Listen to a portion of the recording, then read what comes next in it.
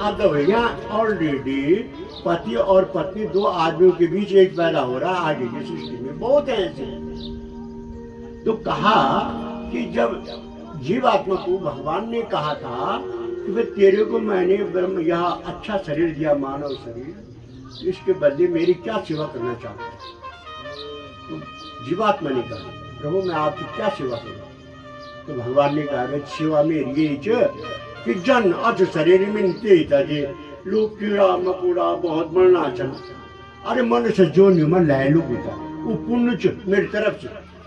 भगवान ने क्या कहा, तो जितने मनुष्य जोनि में लाएगा लोगों को वो पुण्य है, क्योंकि मनुष्य जोनि में मेरे को समझने वाला आदमी होता है कि पशु पक्षियों ने थोड़ी जवाब ना मुझे, इसलिए तुम मनुष्य जोनि में ला औरों को।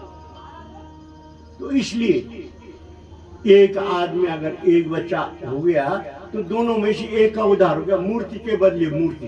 भगवान ने क्या कहा, उन्होंने जीवात्मा ने कहा हे प्रभु आपने हमें जीवन दिया, आप क्या सेवा आपकी करें? कहा मूर्ति के बदले मूर्ति दो। ये कहा ना, तो मूर्ति के बदले मूर्ति दे दी तुमने, ये तो दे दिया।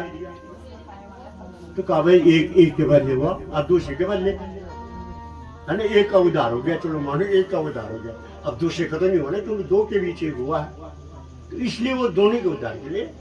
तो ये कहा कि दो संतान और दो संतान के अपेक्षा से दो तो गृहस्थी चलाएंगे, परंतु वह एक संन्यास्त ज्ञान प्रचार के लिए तृतीय होना चाहिए जो भगवान का ज्ञान करे। और इस प्रकार से तीन संतानों का विधान पूर्व काल में रहा है।